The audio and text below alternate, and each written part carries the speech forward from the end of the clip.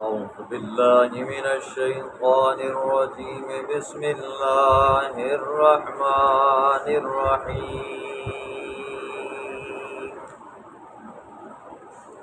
حميم تنزيل الكتاب من الله العزيز الحكيم ما خلقنا السماوات والأرض وما بينهما إلا بالحق وأجل مسمى والذين كفروا عما أنذروا معرضون صدق الله العظيم.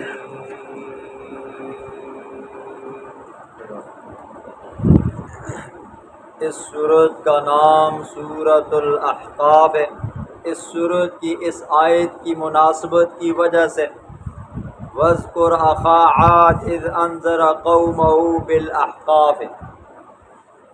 سورۃ احقاف کا سورۃ جاثیہ کے ساتھ ربط یہ ہے.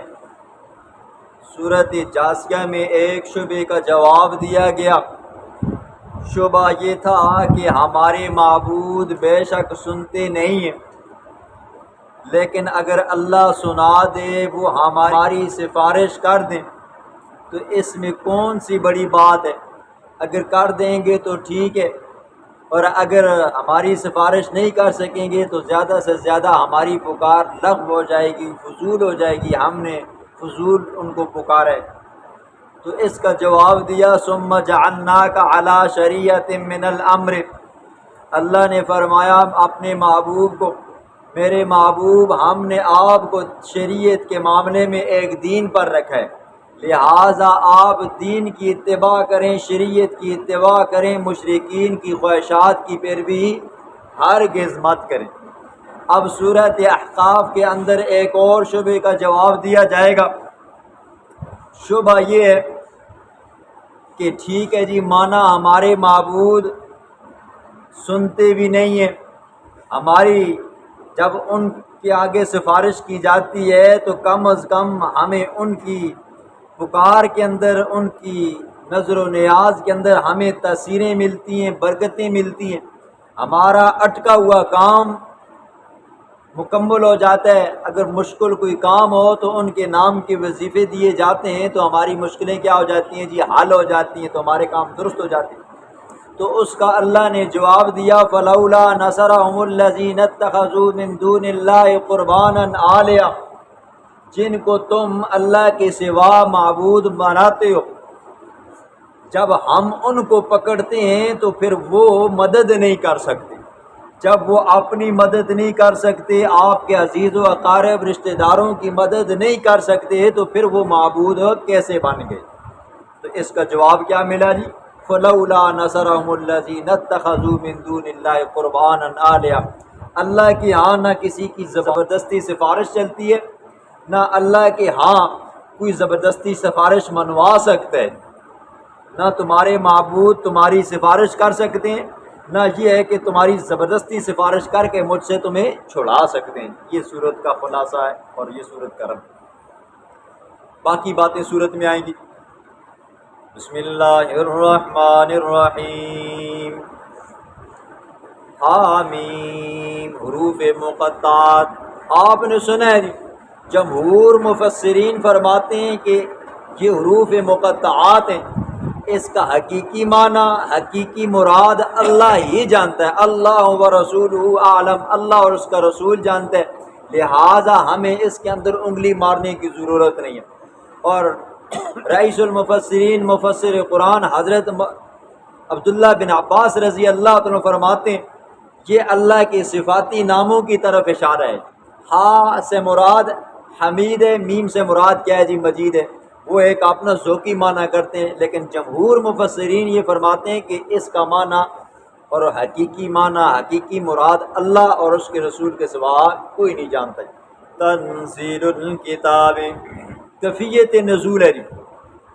تنزیل الکتاب، یہ کتاب اتاری ہوئی ہے من اللہ، اللہ کی جانب سے ہے، العزیز جو غالب ہے، الحکیم حکمتوں والا ہے. اللہ کی ذات خود بھی غالب ہے، حکمتوں والی ہے، اور یہ کتاب بھی کیا جی غالب ہے، یہ بھی حکمتوں سے بھری ہوئی ہے۔ ما خلقنا السماوات والارض وما بینہما، نہیں ہم نے پیدا کیا آسمانوں کو، والارض اور زمین کو، وما بینہما اور جو کچھ آسمانوں اور زمینوں کے درمیان میں ہے، الا بالحق مگر حق کو ظاہر کرنے کے لیے۔ ہم نے آسمان کو اور زمین کو اور ان کے درمیان کے اندر کی جتنی بھی مخلوقات ہے، ہم نے ویسے نہیں پیدا کیا، مگر کس لیے پیدا کیا؟ حق کو ظاہر کرنے کے لیے، اللہ کی معرفت کو حاصل کرنے کے لیے۔ ٹھیک ہے، چوتھے پارے میں آپ نے سنا اللہ رب العزت نے عقل مندوں کی صفات بیان فرمائی تھی، وہاں پر اللہ نے یہ فرمایا تھا ربنا ما خلقت ھذا باطلا۔ عقل مند جب دیکھتے ہیں نا جی آسمانوں کو، زمین کو، ندی کو، نالوں کو، پہاڑوں کو، یہ چرند کو، پرند کو، درند کو، انسانوں کو، حیوانوں کو، جنات کو، دنیا کی جتنی بھی مخلوقات ہے اللہ کی بنائی، تو انسان عقل مند بندہ یہ کہتا ہے ما خلقت ھذا باطلا، اے اللہ تو نے اس کو بیکار نہیں بنایا۔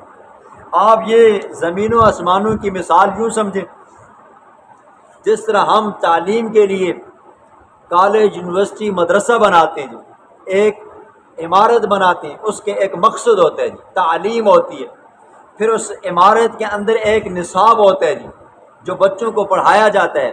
اگر مدارس بنائے جاتے ہیں تو اس کے لیے ایک نصاب رکھا جاتا ہے جی، 8 سال کا کورس ہے جی، 9 سال کا کورس ہے، 8 سال کا مولویوں کا جی، 9واں سال مفتیوں کا جی، پھر اس کے بعد کیا ہو جاتا ہے جی، امتحان ہوتا ہے۔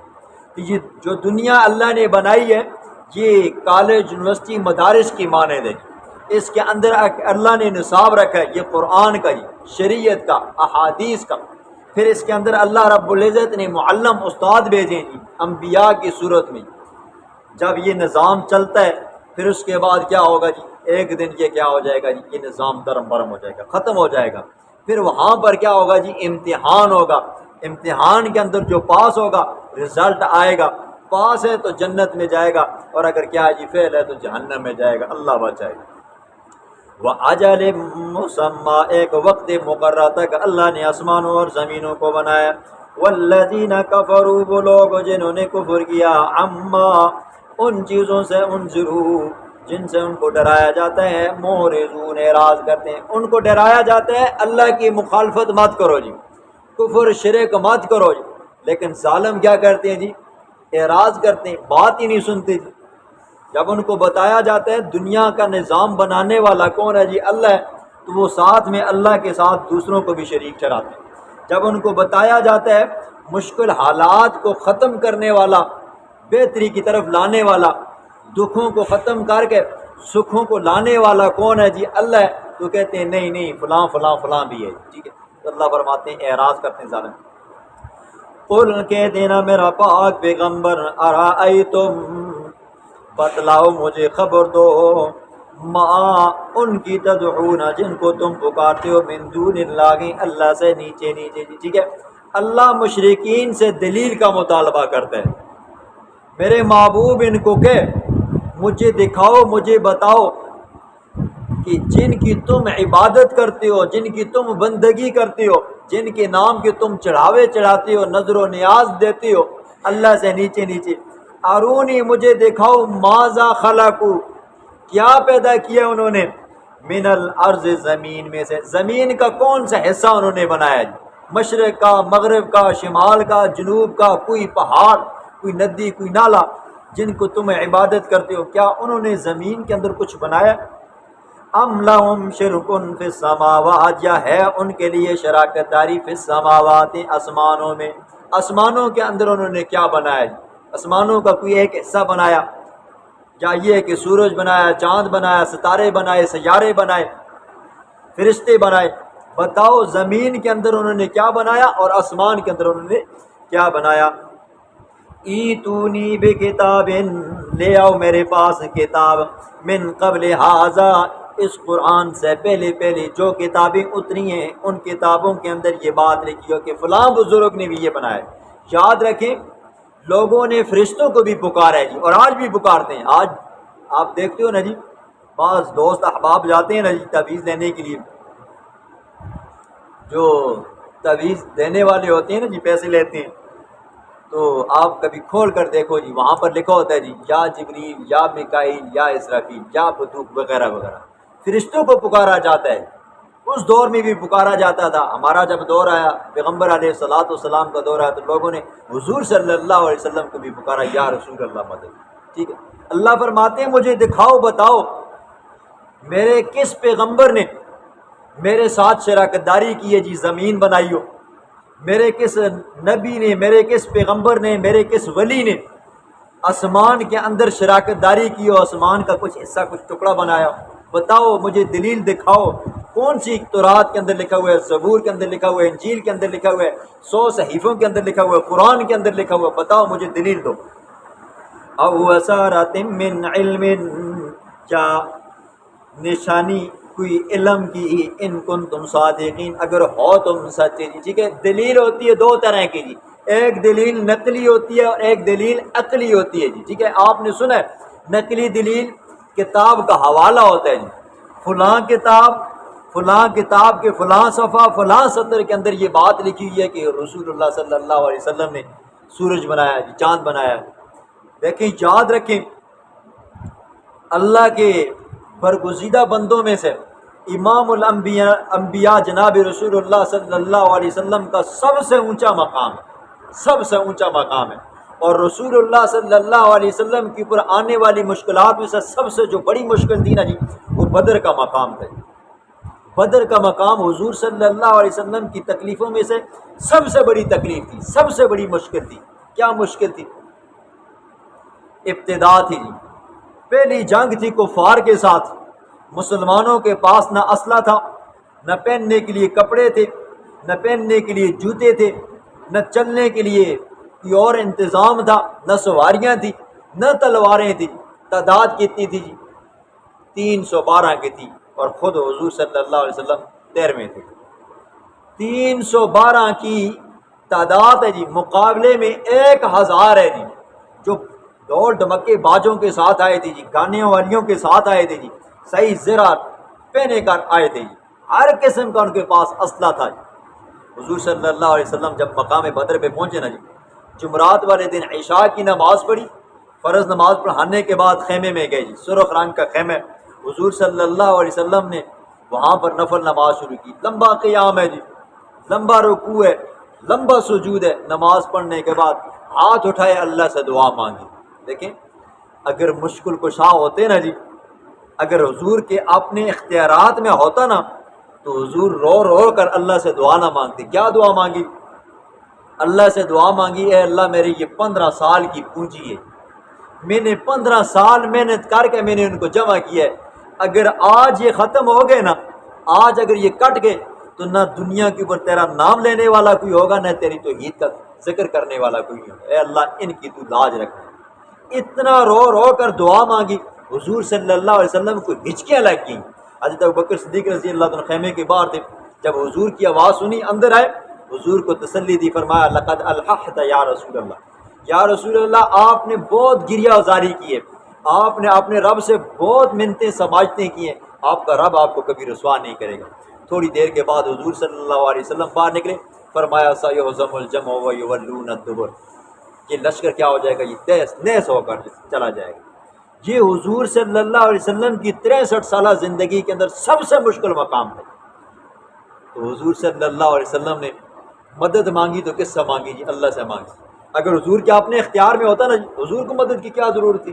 جاتے تیس نیس کر کے آ جاتے، لیکن نہیں، حضور نے رو رو کر اللہ سے دعا مانگی ہے، اللہ میری یہ 15 سال کی پونجی ہے جی۔ صحابہ کی طرف اشارہ کر کے کہا ہے، اللہ 15 سال کی پونجی ہے، اگر آج یہ ختم ہو گئے نا تو رہتی دنیا کے اوپر تیرا نام لینے والا کوئی نہیں ہوگا۔ اور اللہ نے کیا کیا؟ اپنے مدد پیغمبر کی مدد فرمائی، صحابہ کو ایمانی طاقت عطا فرمائی، اور اللہ نے بدر کے مقام کے اوپر فرشتوں کو نازل کر کے اللہ نے صحابہ کی اور اپنے پیغمبر کی مدد فرمائی۔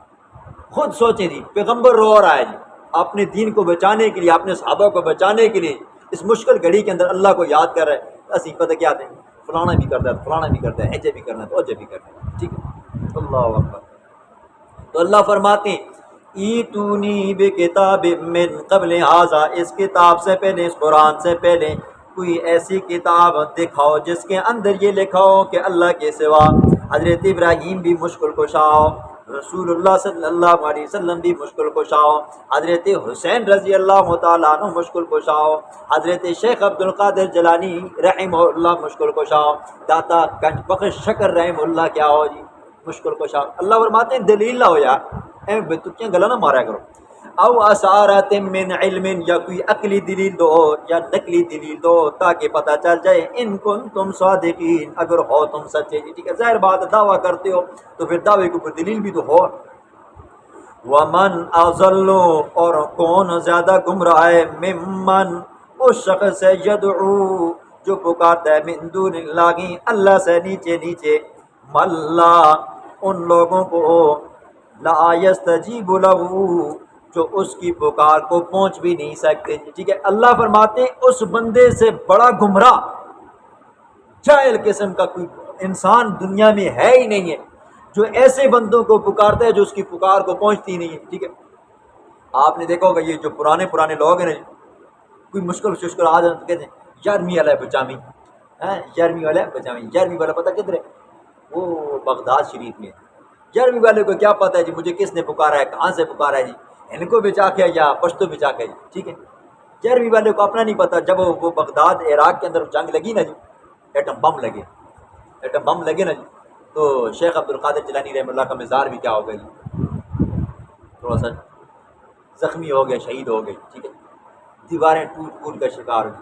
جو اپنی قبر نہیں بچا سکتا یار، ہمیں یہاں پر بیٹھے ہوں تو ہماری مدد کدھر کر سکتا ہے، اپنی قبر نہیں بچا سکتے۔ اور پھر ہم لوگ کیا کرتے ہیں جی، داتا علی اجویری رحمہ اللہ، یہ کوئی عام بندہ نہیں تھا جی، اس کے ہاتھ کے اوپر 40,000 ہندوؤں نے اسلام لایا تھا۔ یہ اپنے شاگردوں کو کہتا تھا کہ اللہ گنج بخش ہے اور اللہ ہی کیا جی رنج بخش ہے جی، خزانے دینے والا کون ہے جی اللہ ہے، اور غم دینے والا بھی کون ہے جی اللہ ہے۔ آج جا کر اس کے دربار کے اوپر دیکھو نا جی، ایک وی آئی پی قسم کا چرسی، انگی، پوڈری، بہترین قسم کی چرس وہاں سے ملتی ہے جی، ٹھیک ہے۔ وہاں پر لوگوں نے کیا کہا جی داتا گنج بخش شکر ہے جی، ٹھیک ہے۔ یہ کیا کرتا ہے جی اولاد دیتا ہے جی، حالانکہ ان کی اپنی 2 بیویاں تھیں، اپنی اولاد بھی، جن کی اپنی اولاد نہیں ہے تمہیں کیا اولاد دیں گے، لیکن نہیں، مت ماری ہو نہ بندے کی، بندہ کہتا نہیں نہیں۔ آپ کو کئی بار سناتا ہوں، ہمارے یہاں کھوتا قبر ہے جی، کھوتا قبر کے پاس جا کے وہ کھوتے سے بھی کیا کرتے ہیں اولاد مانگتے ہیں، عقیدہ جیسا بنا اور شیطان ویسے اعمال کرواتا ہے، ٹھیک ہے۔ تو آپ نے سنا ہے جی شبہ کیا ہے، بزرگوں کو پکارنے کے اندر کیا ہوتی ہے جی تاثیر ہوتی ہے۔ مشکل کام آئے دے کی ہو جی آسان ہو بچوں کو جن چمٹی دے من تک ہوتا جی میں نے بابے کو شف کرانے جی، بابے دے ہزار تک پھر آپ گروپ آن دیں جن کی ہوتا چلا گیا۔ یہ کیا ہوتا ہے جی شیطان کی کیا ہوتی ہے گرہ لگی ہوئی ہوتی ہے، اللہ بچائے۔ وَهُمْ عَنْ دُعَائِهِمْ غَافِلُونَ، اور وہ جن کو پکاریں ان کی پکار سے غافلون، غافل ہیں، ٹھیک ہے۔ آپ کے پاس قرآن مجید ہے، نیچے ترجمہ دیکھیں جی، بڑا آسان ہے جی، وَهُمْ عَنْ دُعَائِهِمْ غَافِلُونَ، اور وہ پکارنے والوں وہ اپنی پکار سے کیا ہیں جی غافل ہیں، ان کو پتہ ہی نہیں ہے جی۔ آپ کے علاقے کی بات کروں جی، 8 فٹ کا کھڈا آپ مارتے ہو نیچے جی، پھر اس کے بعد آپ تقریباً 2-2.5 فٹ کے بعد آپ اوپر پتھر رکھتے ہو جی، پھر اس کے بعد جو مٹی نکلی ہوتی ہے وہ ساری ڈالتے ہو جی، وہ کیا کرتے ہو جی ساری ڈالتے ہو جی، پھر بھی آپ کا بس چلتا ہے نا جی، 3 دنوں کے بعد پتہ کیا کرتے ہیں وہاں پہ پلستر کر چنگا کر کے تاکہ مردہ باہر نہ نکلے، ٹھیک ہے۔ تو اگر کوئی چنگا اللہ والا ہوا ہے، مولوی صاحب ہوا ہے، بس اس نے نہ چٹیا شٹیا لاکھ ہوتا ماربل بھی لینے ہوتا کہ اور پھنسے اندر باہر نہ نکلے، ٹھیک ہے۔ خود حساب لگاؤ یار، زندے آج کل نہیں سنتے تو مردے کدھر سنتے ہیں؟ زندے کو بندہ سمجھا کے تھک میں لیکن نہیں، مردے آتے ہیں کہ مر گیا بس اس کے بعد قبر پہ گیا، من 2 من 3 من ٹن ایک مٹی پہ یا اون کے کرتا ہے جی سن دے، اللہ اکبر۔ اللہ فرماتے ہیں وَهُمْ عَنْ دُعَائِهِمْ غَافِلُونَ، اور وہ ان کی پکار سے غافل ہیں، ان کو پتہ بھی نہیں ہے۔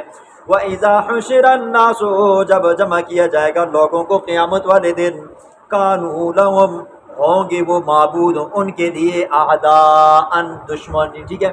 قیامت والے دن آپ نے سنا ہے نا اللہ رب العزت نے بطور مثال کے 6ویں پارے میں آپ نے سنا ہے حضرت عیسیٰ علیہ السلام کا ذکر فرمایا۔ اللہ عیسیٰ علیہ السلام کو کہیں گے او عیسیٰ، کیا میں نے تجھے کہا تھا کہ لوگوں کو کہے کہ بھئی مشکل کشا میں ہوں، حاجت روا میں ہوں، لہٰذا میری بندگی کرو۔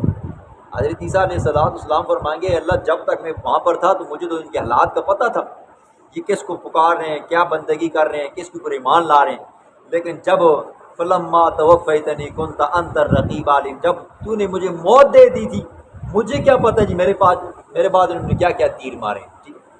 تو جب اللہ رب العزت قیامت والے دن داتا گنج بخش شکر رحمہ اللہ کو اٹھائیں گے، یہ جو اولیاء اللہ ہیں، ٹھیک ہے، جن کی قبروں کے اوپر عبادتیں کی جاتی ہیں جی، طواف کیے جاتے ہیں، نظر و نیازیں دی جاتی ہیں، چڑھاوے دیے جاتے ہیں نا، تو اللہ فرمائیں گے دسو تساں سنا کیسا آپ نے مریداں کو ساڈی عبادت کیتا کرو، ٹھیک ہے۔ تو کانوا لہم اعداء، وہ معبود کیا ہو جائیں گے، دشمن ہو گئے جی، اصل تساں کو کدیا کیسا ہو للا وَكَانُوا بِعِبَادَتِهِمْ كَافِرِينَ، اور وہ ان کی عبادت کا انکار بھی کریں گے جی۔